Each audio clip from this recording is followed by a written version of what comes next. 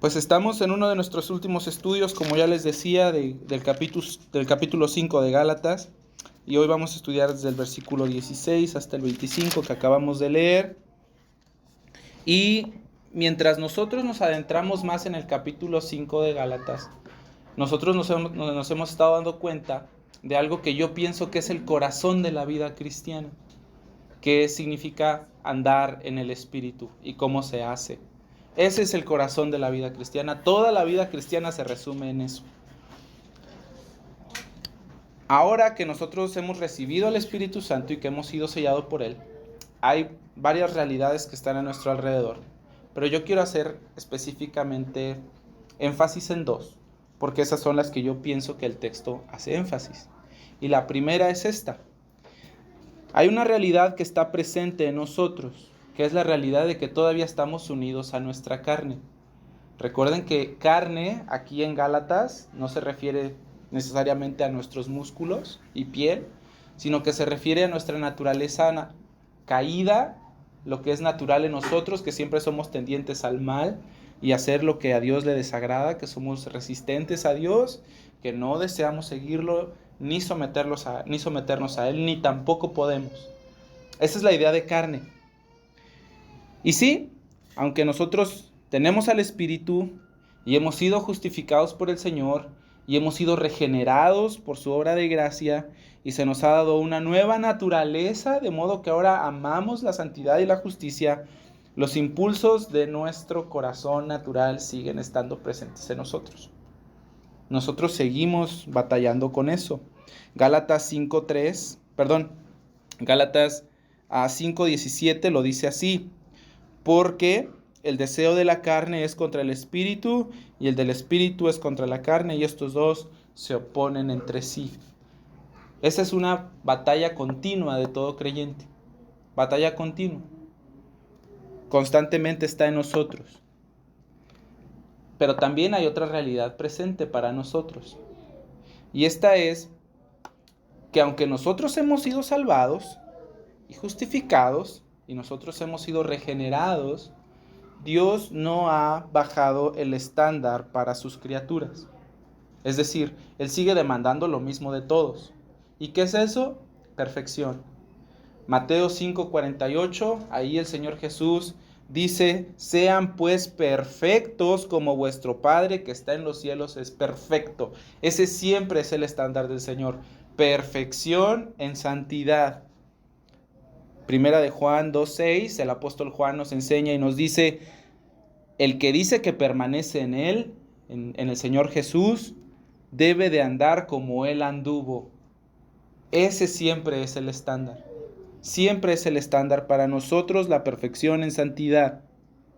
Entonces, hermanos, nosotros no deberíamos de pensar nunca que porque ahora nosotros somos cristianos, Dios es más tolerante con nuestra maldad de lo que era antes. Eso no es verdad. El estándar sigue siendo el mismo para todos. Y aunque es verdad que hay misericordia y gracia y ayuda para nosotros y constante socorro cuando metemos la pata, también es verdad que el Señor Jesús nos ha ordenado ser obedientes. Mira lo que dice la primera carta de Pedro en el capítulo 1, en el versículo 14 y 16. Yo te animo a que lo apuntes.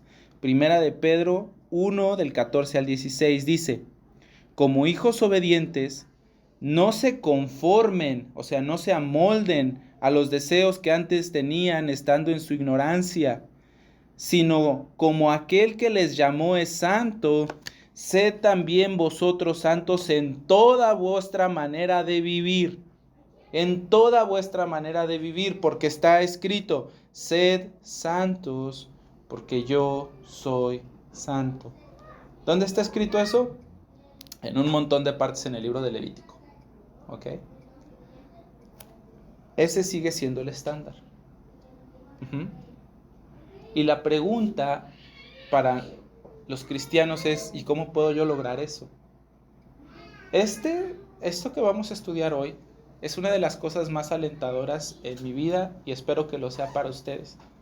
Porque a veces en esta batalla que nosotros tenemos con nuestra carne, especialmente cuando vamos perdiendo y queremos vencer nuestro pecado, la pregunta es esa: Y yo, ¿cómo le hago?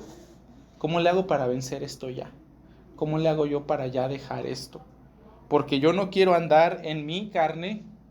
Ajá. Yo quiero andar en el espíritu. Pero hasta ahora tal vez no he podido. Entonces, ¿cómo le hago? ¿Cómo puedo yo cambiar?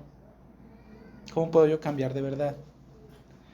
Bien, la única manera de llegar a este estándar de perfección es esta respuesta simple que ya la hemos estudiado y ya la hemos dicho, andar en el espíritu, simple y sencilla. Si nosotros hemos de vivir agradando al Señor en todo, si nosotros hemos de vivir una vida con un carácter semejante al de Cristo, entonces nosotros nos tenemos que dar cuenta, primero que nada, para poder cambiar verdaderamente, cuál es nuestro problema de raíz. ¿Ok? Y esto es lo primero que quiero que veamos. Para vencer nuestro mal y cambiar, nosotros debemos comprender primero que nosotros necesitamos algo más grande, algo más fuerte, algo más resistente que lo que nosotros podemos encontrar en nosotros mismos. Date cuenta de eso. Nuestra fuerza de voluntad, nuestra fortaleza mental, nuestra moralidad, nuestra disciplina, nuestro cambio de hábitos, nada de eso es suficiente. No nos ayuda completamente. Porque el problema no es que cambiemos de hábitos. El problema no es que seamos más morales. Eso lo puede hacer el ateo más malvado. ¿Estás de acuerdo? Y el más ciego. Cambiar hábitos no es lo que la Biblia desea hacer con nosotros. Ni lo que Dios desea hacer con nosotros tampoco. Nosotros necesitamos darnos cuenta que siempre que nosotros intentamos someternos a la ley por nuestro propio esfuerzo, lo único que sucede es que termina pasando lo contrario a lo que deseamos, que es que fallamos. Y yo quisiera leerte algo que escribió el apóstol Pablo en Romanos 7. Si quieres ir ahí conmigo, si quieres apuntarlo y leerlo después, está bien, pero Romanos 7:5 dice lo siguiente. Escucha, porque mientras estábamos en la carne, las pasiones pecaminosas que eran por la ley, obraban en nuestros miembros llevando fruto para muerte. ¿Te das cuenta lo que la ley hace mientras nosotros vivimos en la carne? Lo único que la ley hace, dice ahí, es que esas pasiones pecaminosas que son por la ley, obran en nuestros miembros llevando un mal fruto, un fruto para muerte. Entonces, la pregunta lógica es la siguiente. Entonces, ¿qué vamos a decir? ¿Que la ley es pecado? Pues no, mira lo que dice el versículo 7, literal. ¿Qué pues diremos? ¿La ley es pecado? De ninguna manera. Entonces, ¿cómo puedes decir que la ley produce un fruto de muerte en ti? Ah, bueno, porque yo no conocía el pecado si no fuera por la ley. Porque tampoco conociera la codicia si la ley no dijera no codiciarás. Mas el pecado, tomando por ocasión el mandamiento, produjo en mí toda codicia. Porque sin la ley, el pecado está muerto. ¿Te das cuenta lo que hace la carne y la ley? Nosotros tenemos el mandamiento, no hagas, y nuestra carne empieza a buscar hacer. O la ley dice, haz así, y nuestra carne lo rechaza. Siempre que nosotros buscamos someter nuestro propio corazón a la ley, basados en nuestra fuerza de voluntad o nuestra fortaleza mental, fallamos. Vemos que la ley siempre exige de nosotros, nunca nos ayuda, la ley es débil para ayudarnos, la ley no hace nada para ayudarnos más bien, y es débil para vencer a nuestra carne porque está fuera de nosotros, no puede influenciarnos. Por eso es tan necesario tener algo más fuerte que nosotros mismos, más grande que nosotros mismos, algo como el Espíritu Santo, o más bien a alguien como el Espíritu Santo.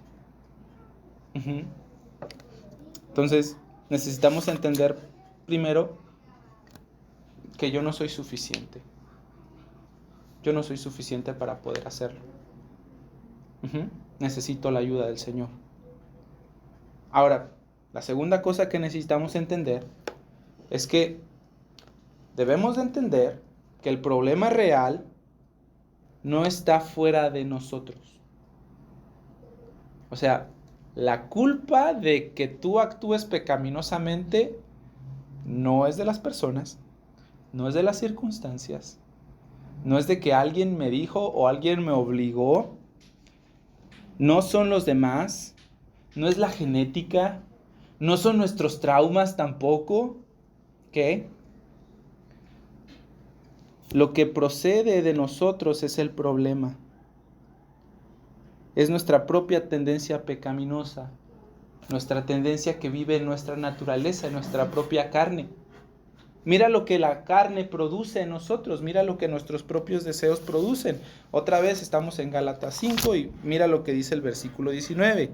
Y manifiestas son las obras de la carne, que son adulterio, fornicación, inmundicia, lascivia, idolatría, hechicerías, enemistades, pleitos, celos, iras, contiendas, disensiones, herejías, envidias, homicidios, borracheras, orgías y cosas semejantes a estas. Eso es lo que produce nuestra carne. Eso es. Cosas de este tipo. Algo que yo pude notar en esta semana es que dice, y manifiestas son las obras de la carne. Dije, ¿pero por qué manifiestas? Bueno, la palabra en griego significa obvias. Y es que pues, es cierto. O sea, las obras de la carne son bien obvias. No necesitas tener un doctorado en teología ni una maestría en divinidad para darte cuenta de que estás obrando pecaminosamente. Es bien simple y es fácil de reconocer. Es fácil de reconocer cuando nosotros obramos mal. Pero yo creo que el apóstol Pablo menciona esta, porque, como dije, nuestra naturaleza, lo común en nosotros, nuestra inclinación normal, es ser hipócritas y ciegos. Nuestro corazón no alcanza a ver la totalidad, ni tampoco alcanza a ver de manera correcta cuál es la condición verdadera de nuestro corazón. Siempre nos vemos mejor de lo que estamos. Y es que todas las acciones enlistadas ahí, dice que son las obras de la carne, y luego dice algo más, y cosas semejantes a estas. Cosas semejantes a estas. ¿Cosas semejantes a cuáles? ¿A estas que son cosas inmorales y que son bien escandalosas? ¿A eso se refiere? Porque alguien podría decir, yo no soy escandalosamente inmoral. ¿Ya? Pero yo no creo que la Biblia se refiera a eso. Yo creo que se refiere a cuando tú te dejas guiar por tu propia carne. Todas estas acciones enlistadas son las que producen nuestro propio corazón naturalmente. En Génesis 6:5, por ejemplo, la Biblia nos enseña que cuando Dios vio la tierra, vio maldad en los hombres, y la Biblia dice esto en Génesis 6:5, y todo designio de los pensamientos de los hombres eran de continuo solamente mal. De continuo solamente mal. El Señor Jesús, hablando acerca de esto, de la condición de nuestro corazón, dice en Marcos 7:15, escucha con atención, nada hay fuera del hombre que entre en él que le pueda contaminar. ¿Ves? El problema no está afuera de mí. O sea, no es como que los demás hicieron o es que tú me hiciste enojar, ya. El problema no está fuera de mí. Dice el Señor Jesús, pero lo que sale de él, eso es lo que contamina al hombre. Y mira cómo termina su enseñanza en el versículo 20. Y decía que lo que del hombre sale, eso contamina al hombre. porque dentro del corazón de los hombres salen los malos pensamientos, los adulterios, las fornicaciones, los homicidios, los hurtos, las avaricias, las maldades, el engaño, la lascivia, la envidia, la maledicencia, la soberbia, la insensatez. Todas estas maldades de dentro de él salen y contaminan al hombre. Todo eso sale de ahí. Igual Santiago 1:14 dice que no digamos que el Señor nos tienta, que cada uno es tentado cuando de su propia concupiscencia, de lo profundo de los deseos de su corazón, Él es tentado y seducido. Eso viene de nosotros. Entonces, cosas semejantes a esta lista que hace el apóstol Pablo, no significa que tienes que ser abiertamente y escandalosamente inmoral. Estas acciones son acciones que tienen algunas características importantes. Son acciones que se hacen en rebeldía a la voluntad revelada de Dios. Son acciones así. Hay muchas acciones que nosotros cometemos en rebelión abierta a Dios y que no vienen enlistadas aquí. Yo creo entonces que acciones semejantes a estas son las acciones, como ya les decía, que son guiadas por los deseos naturales de nuestra carne y de nuestro corazón. Mira lo que dice Efesios 2. Y mira cómo describe el apóstol Pablo la manera en la que vivíamos antes. Efesios 2. Voy a leer desde el versículo 2. Aquí Pablo está hablando de cómo antes vivíamos en nuestros delitos y pecados. Y escucha, en los cuales anduvisteis en otro tiempo, siguiendo la corriente del mundo, viviendo como todo el mundo vive, haciendo lo que todo el mundo hace, conforme al príncipe de la potestad del aire, que es Satanás. Nosotros, antes de conocer al Señor Jesús, no estamos en conflicto con Él. No lo resistíamos. Hacíamos las mismas cosas que Él hace, mentir, por ejemplo. Huir del Señor, desobedecer al Señor, resistirnos a su señorío.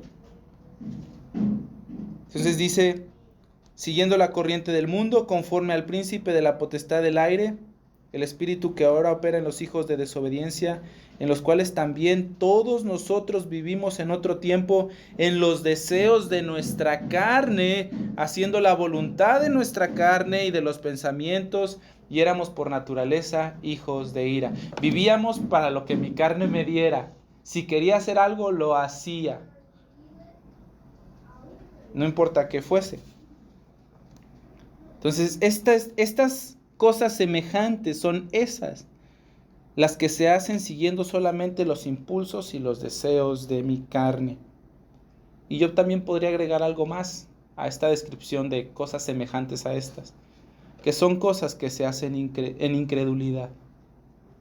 ¿En incredulidad de qué? En incredulidad al Señor. Mira, siempre que tú tienes la tentación de pecar, tu pecado te ofrece algo. No importa que sea. No importa que sea el pecado, siempre te ofrece algo. Te puede ofrecer algo para procurar convencerte de que desobedecer al Señor y de no andar en el Espíritu es mejor, es más satisfactorio, es más disfrutable, es más esperanzador, es más profundo, es más dulce que lo que Dios te ha dado, que lo que Cristo te puede dar o lo que su Espíritu te provee. Y cuando nosotros somos engañados por esa promesa, entonces cedemos y pecamos. Cada vez que somos tentados a pecar, el pecado va a ofrecernos algo. Pero el pecado nunca nos ha dado lo que nos ha prometido. Nunca.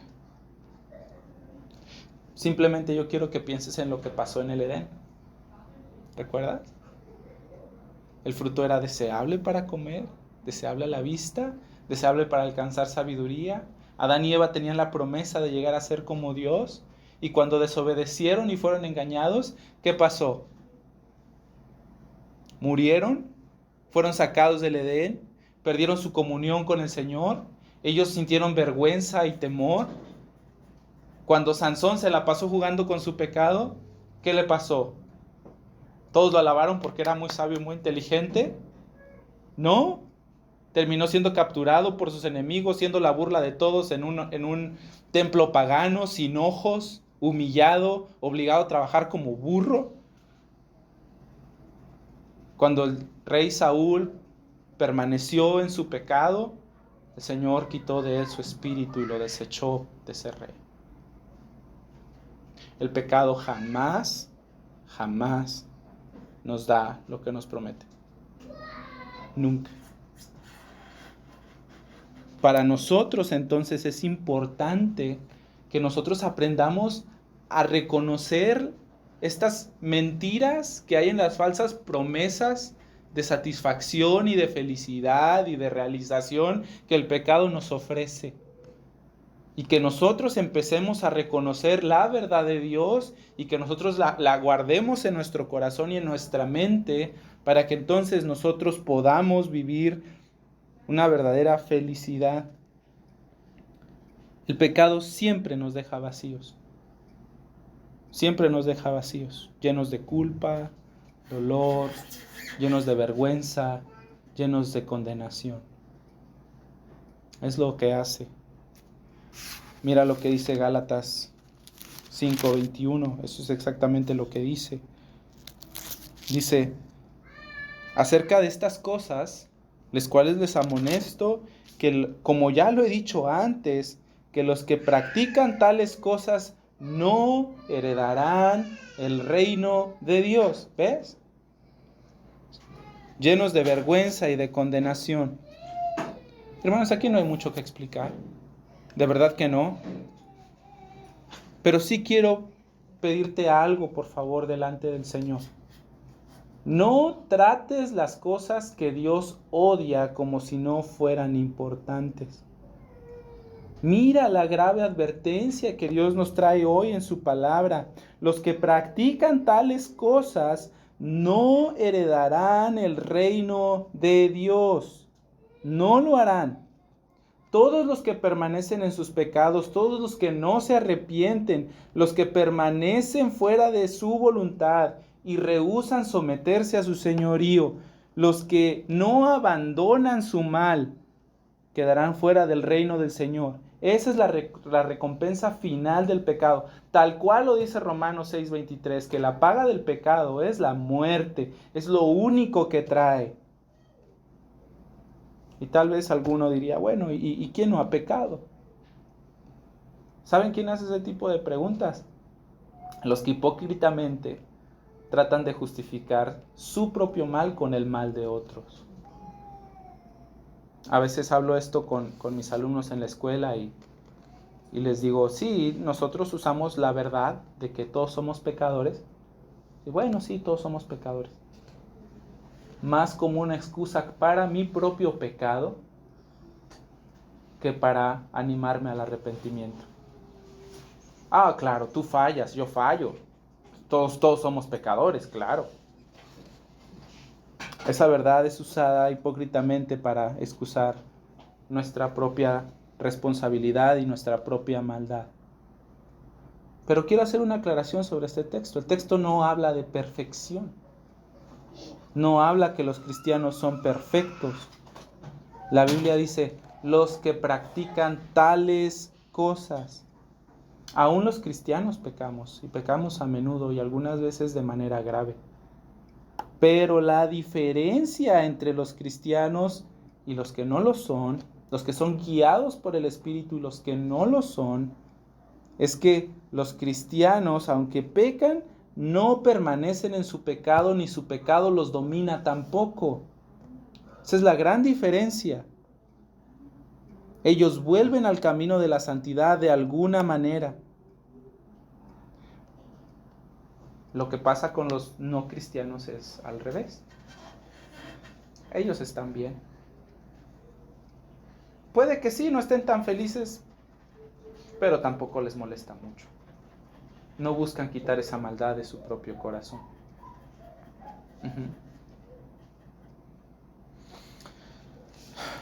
Así que yo quiero decirte hoy que si tu vida está marcada por un pecado constante, o por pecado constante más bien, y por falta de arrepentimiento, yo te pido por favor que te arrepientas.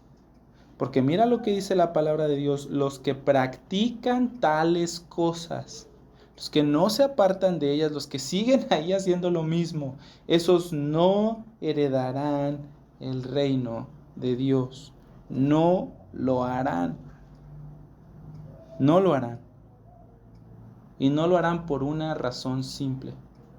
Porque ellos han demostrado que no son guiados por el Espíritu, y ellos han demostrado que no pertenecen a Cristo. ¿Por qué dices que no son guiados por el Espíritu? ¿Tú cómo puedes saber? Porque la Biblia dice que todo el que es guiado por el Espíritu, ese es un hijo de Dios. Y la semana pasada vimos hacia dónde nos dirigía el Espíritu.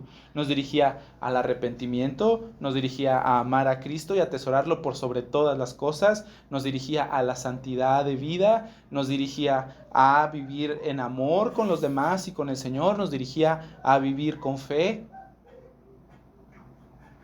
¿Ves? No es guiado por el Espíritu del Señor una persona que permanece en su pecado, sin arrepentirse. ¿Cuál es el problema entonces? Porque les dije, ¿no? Para poder cambiar de verdad, necesitamos entender el problema.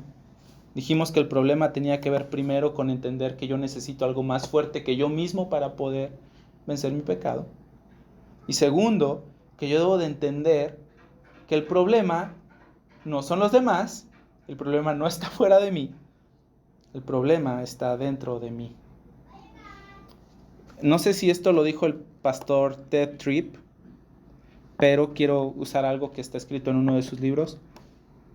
Dice: a menudo nuestros deseos de cambio no son necesariamente malos, más bien no son lo suficientemente profundos. La Biblia nos confronta con una realidad difícil de aceptar. El cambio más necesario en nuestras vidas no es el cambio en nuestras situaciones y relaciones, sino en nosotros mismos. La cosa de la cual Dios está más determinado a salvarnos es de nosotros mismos. Ahí se acaba la cita. Y entonces, ¿cuál es el problema? Bueno, el problema está en mí. El problema soy yo.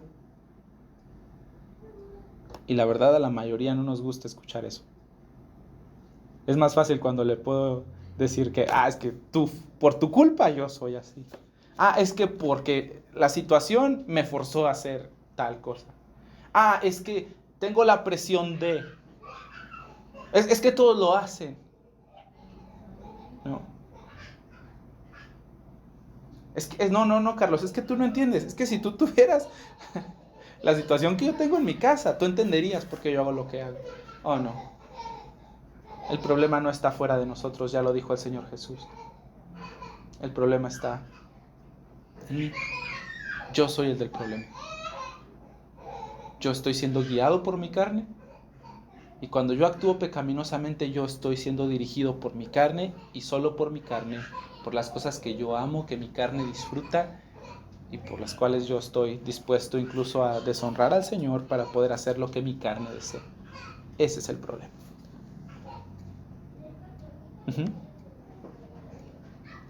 Ese es el problema, no son los demás, ni algo que está fuera de mí.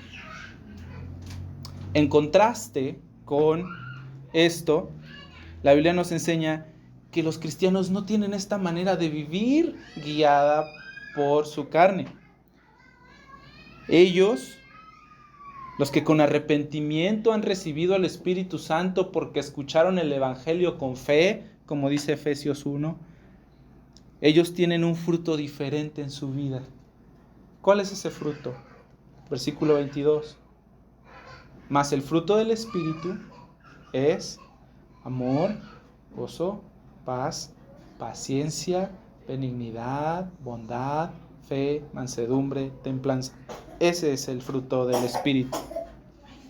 Y este fruto, me encanta que la Biblia use la palabra fruto, porque los frutos vienen como una consecuencia natural, ¿cierto?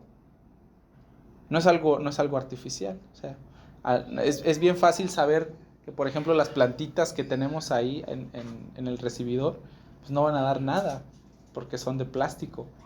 Le puedo colgar unas fresas si quieres, pero esas fresas se van a echar a perder y va a seguir siendo estéril. Los frutos es algo natural. Y todas estas cualidades de carácter son el fruto natural, la consecuencia natural de una persona que tiene al Espíritu Santo morando en él.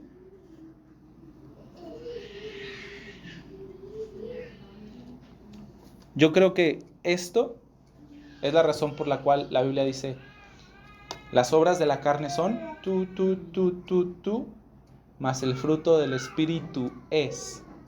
La Biblia no dice las obras hechas en el Espíritu son, ¿verdad que no? Dice el fruto del Espíritu es. Porque un carácter santo es la consecuencia natural de alguien que posee al Espíritu Santo dentro de él mismo. Este fruto, como ya les dije, no es algo artificial ni falso en el creyente. Más bien es una evidencia que hace visible que de verdad su Espíritu está vivo y el Espíritu Santo vive en nosotros. Hermanos, me encanta que diga fruto, porque las acciones pueden falsearse. Uno puede ser hipócrita. Uno puede hacer cosas simplemente por no tener problemas. Pero el fruto revela la naturaleza y la esencia de lo que de verdad es. Un árbol de manzanas no va a dar tomates.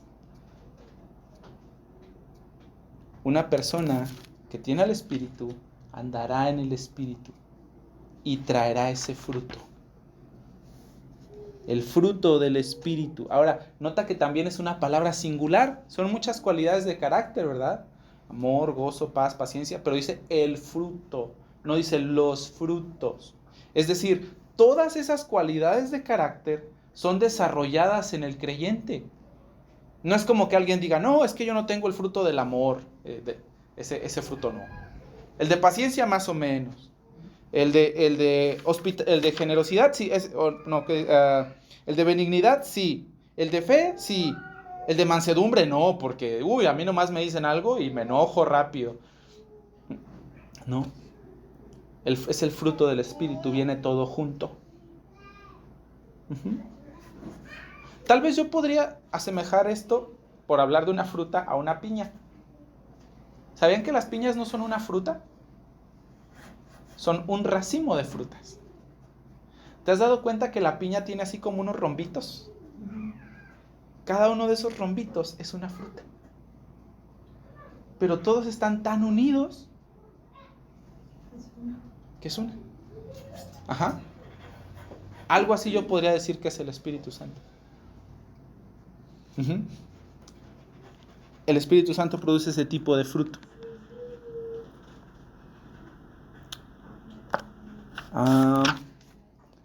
Sí, ven. Ahora, todo esto, hermanos, dense cuenta que amor, gozo, paz, paciencia, eso no son, sí son cualidades de carácter, pero la idea no es simplemente que nos hagan más morales y ya, más buena gente y ya, que nos portemos mejor y ya. El Espíritu hace mucho más que eso. El Espíritu nos santifica. El Espíritu crea en nosotros un carácter semejante al del Señor Jesús. Y eso no es normal ni natural. Las personas naturalmente no buscan a Dios. Las personas naturalmente se alejan de Dios. Las personas naturalmente no buscan someterse al Señor. Entonces no crean que nada más es un cambio moral y un cambio de hábitos, porque no lo es. Esto es algo milagroso de verdad, porque cambia la esencia misma de nuestro ser. Y mira, qué ánimo es para el creyente que busca santidad verdadera saber que el Espíritu Santo mora en uno. Porque si el Espíritu Santo mora en uno, eso significa que el Padre también está en mí y el Hijo también está en mí. Ese es parte del misterio de la Trinidad. Es un solo Dios en tres personas, pero son uno en esencia y en dignidad. Pero cada uno hace cosas distintas. No sé cómo funciona bien. Pero qué alegría saber que ahí está el Espíritu restringiéndome. Incluso cuando yo ya no puedo, Él está ahí ayudándome. Él está ahí sosteniéndome. Él está ahí como que poniéndome un alto para que yo no haga las cosas malas que deseo hacer. Y más bien está dándome ayuda para que yo pueda hacer lo que mi corazón de verdad desea hacer. Dios mismo en su plenitud está obrando para mi santificación. ¡Qué bendición! Ahora, yo poseo una naturaleza nueva que me ayuda a vivir la santidad que de verdad anhelo en lo profundo de mi corazón. Y ahí está Dios mismo ayudándome también. Y ahora este Espíritu que también nos guía a toda verdad, como estudiamos la semana pasada, me enseña todo lo que es bueno y todo lo que es digno de seguirse y todo lo perdurable, para que yo no sea engañado por las falsas promesas que el pecado me hace a mí. Y aplicando esa verdad a mi vida, el Espíritu Santo renueva mi entendimiento y me da fuerzas para poder actuar de la manera en la que deseo. Incluso los impulsos naturales de mi corazón y de mi propia carne malvada son restringidos y son eliminados por este nuevo poder y esta nueva fuerza, por la persona del Espíritu Santo que vive en mí. ¡Qué bendición! Porque eso significa que sí puedo cambiar. Sí puedo hacerlo. No por mí, porque yo no soy suficiente. Pero sí puedo, por su gracia y por su ayuda. Quiero leerte un texto que es de mis textos que le dan un abracito a mi corazón desde hace algunos años. Y está en Romanos 8:11. Escucha. Romanos 8:11. Te lo voy a explicar como me lo explicaron. Dice, y si el Espíritu de aquel que levantó de los muertos a Jesús mora en ustedes, el que levantó de los muertos a Cristo Jesús, también vivificará vuestros cuerpos mortales por su Espíritu que mora en ustedes. Me lo explicaron así, te lo voy a explicar igual. A veces nosotros oramos y decimos, Señor, ya no puedo. Ya no sé qué hacer, ya no sé por dónde moverle, ya estoy bien cansado. Y es como si el Señor dijera, sí, ya sé, y ya sé que no puedes. Ya lo sabía, y lo sabía desde hace mucho, por eso puse mi espíritu en ti. Ese mismo espíritu que levantó al Señor Jesús de la tumba con su poder inmenso, es el mismo espíritu que vive en ti, para que vivifique tu corazón y vivifique tu cuerpo, de modo que tú puedas vivir la vida que Él te ha dado. Y si eso es así, nosotros tenemos una bendición enorme. Y Pablo continúa diciendo en el versículo 12 de Romanos 8, y así que hermanos, nosotros somos deudores ahora, pero no somos deudores a la carne para que vivamos conforme a la carne. Porque si viven conforme a la carne, morirán. Pero si por el Espíritu hacen morir las obras de la carne, entonces vivirán. Si por el Espíritu hacen morir las obras de la carne, entonces vivirán. Dicho de otra manera, no hay otra manera de vivir la vida cristiana más que andando en el Espíritu, mortificando nuestro pecado por medio del Espíritu Santo. Mortificar es eso literal, matar, ¿ok? ¡Qué bendición para nosotros! Y si es en el Espíritu del Señor y por medio de su fuerza que yo puedo vencer mi mal, Entonces ya no necesito reglas que me restrinjan, ni leyes que traten de producir en mí la sumisión y la obediencia que se supone yo debo tener. Él mismo, como dice el profeta Ezequiel, que lo estudiamos hace algunas semanas, Él mismo ha puesto su ley en mi corazón y me ha dado su espíritu para que me ayude a cumplir todo lo que Él ha mandado. Eso es lo que significa la última parte de Gálatas 5:23. Voy a leer desde el 22. El fruto del Espíritu es amor, gozo, paz, paciencia, benignidad, bondad, fe, mansedumbre y templanza. Contra estas cosas no hay ley. Ya no necesito una ley que me restrinja. Ya no lo necesito. Mira, a mis alumnos se los decía de esta manera. Si tú tienes un lobo, imagínate que vives en las montañas y hay un lobo que anda matando a tus vaquitas. Ajá. ¿Qué puedes hacer para acabar con el problema? ¿Matas al lobo o lo enjaulas? Supongamos que lo enjaulamos, ¿ok? ¿Va a matar vacas? Pero si le abrimos la jaula, la ley es lo que hace nosotros, nos enjaula. No hagas, no toques, no digas, no ¿ya? Pero si nosotros pudiéramos transformar a ese lobo en un corderito, ¿va a matar vacas? No. ¿Por qué no? Porque ya va a tener otra forma de pensar, ya no va a ser. Ya no está en su naturaleza, ¿ves? ¿Sí? Porque los borregos no matan vacas, ¿cierto? Entonces, lo mismo pasa con nosotros. Si el Espíritu Santo ha producido todas esas cosas en nosotros, pues entonces ya no hay ley contra nosotros, porque en sí no la necesitamos. Porque Él nos ha cambiado a nosotros y nos ha dado una naturaleza nueva. Ahora, al terminar esta sección, ya estamos en los versículos 24 y 25, Pablo nos recuerda que los que son de Cristo han crucificado la carne con sus pasiones y deseos. Versículo 24.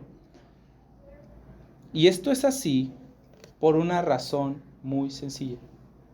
Porque dice ahí, los que son de Cristo han crucificado la carne con sus pasiones y deseos. Tú vas a decir, ¿cuál es la razón? Esa, que son de Cristo, no son de ellos mismos. Ellos ya no se pertenecen a sí mismos. En una sociedad donde nosotros valoramos mucho, y digo nosotros porque es lo que valora nuestra sociedad, donde se valora muchísimo la autogratificación, la autorrealización, todas estas dos cosas como cosas preciosísimas. El Señor nos recuerda que nosotros fuimos comprados para algo que es mucho más grande y mucho más profundo y mucho más valioso. Nosotros fuimos creados para Él. Nosotros fuimos comprados para ser de Cristo. Y eso es fundamentalmente lo que ser cristiano significa. Ser cristiano significa que ya no te perteneces a ti, que le perteneces a Él. ¿De dónde sacaste esa idea, Carlos? Señor Jesús dijo en Mateo 16, 24 al 26, si alguno quiere venir en pos de mí, niéguese a sí mismo. Tome su cruz y sígame. Porque todo el que quiera salvar su vida la perderá. Y todo el que pierda su vida por mi causa la hallará. Porque ¿qué le aprovecha al hombre si ganara el mundo y perdiera su alma?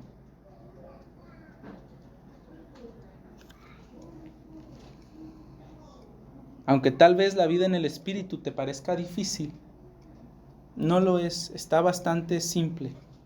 Se trata de decir, Señor, soy tuyo, aquí está todo lo que tengo.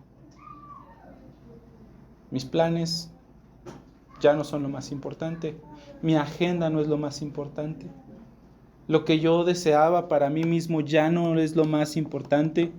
Mi vida, Señor, mis pensamientos, mis capacidades, todo lo que soy, toda mi vida, toda es tuya y solo tuya. Mis planes ahora se van a someter a los tuyos. Mi tiempo es para ti. Todas mis capacidades. O como lo diría el apóstol Pablo en Gálatas 2:20, que decía él: con Cristo estoy juntamente crucificado y ya no vivo yo, mas Cristo vive en mí, y lo que ahora vivo en la carne lo vivo en la fe del Hijo de Dios, el cual me amó y se entregó a sí mismo por mí. Los que son de Cristo han crucificado la carne con sus pasiones y deseos, porque ellos ya no viven para sí mismos, viven para algo mucho más grande, mucho mejor. Viven para el Señor porque han sido comprados para ser de Cristo.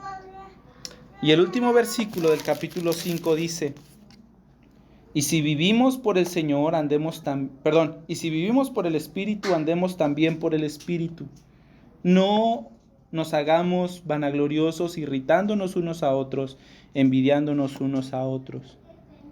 Si tú tuviste vida espiritual por el Espíritu, si la salvación que tienes es gracias a Él, si tú te has arrepentido porque Él fue el que te convenció de pecado, de justicia y de juicio, si tú lo obtuviste a Él como un don, si Él te mostró a Cristo como deseable, valioso, como tu Salvador, como tu mayor tesoro, si Él es el que santifica tu vida y si Él es el que te guía a toda verdad, si tú tienes vida por el Espíritu, yo creo que nosotros no deberíamos pensar entonces que el resto de nuestra vida espiritual depende de mí. No deberíamos de hacer eso. ¿Por qué debería de vivir pensando que por mi fuerza, o mi disciplina, o mi trabajo, o mi esfuerzo, o mi obediencia, yo voy a obtener lo que necesito para vivir como a Dios le agrada? Si todo en mi vida espiritual ha venido de Él, ¿por qué debería yo de pensar que el resto depende de mí? Como lo dijo el apóstol Pablo igual en Gálatas 3. Esto solo quiero saber de ustedes: ¿recibieron el Espíritu por las obras de la ley o por el con fe? ¿Tan necios son? Habiendo comenzado por el Espíritu, ¿ahora van a acabar por la carne? La respuesta es no. La respuesta es no.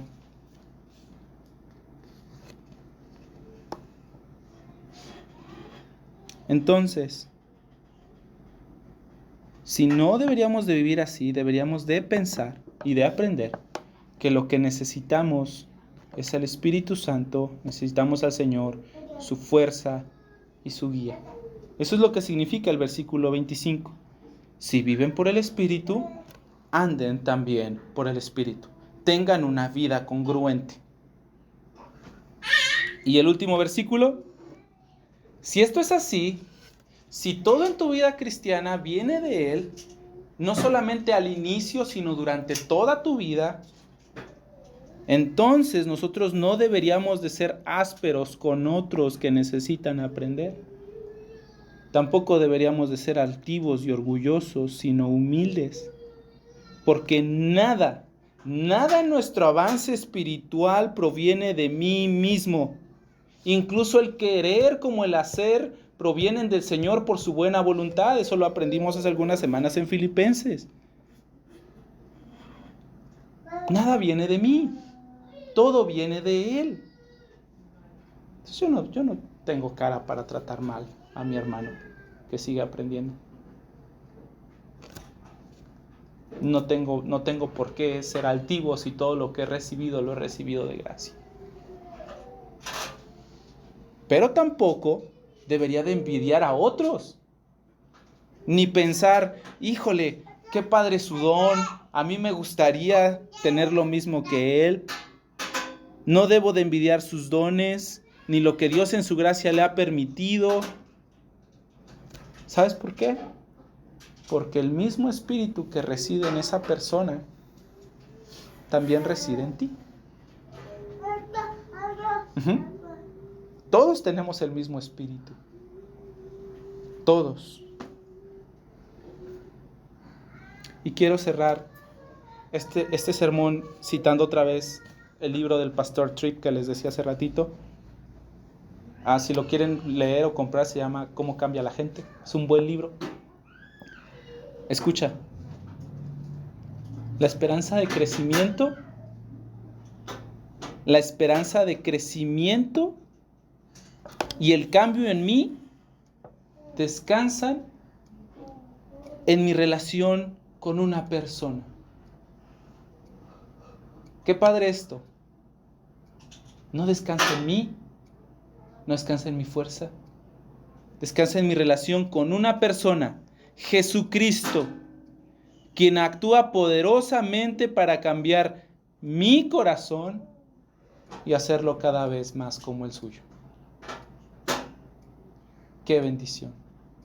Sí podemos cambiar.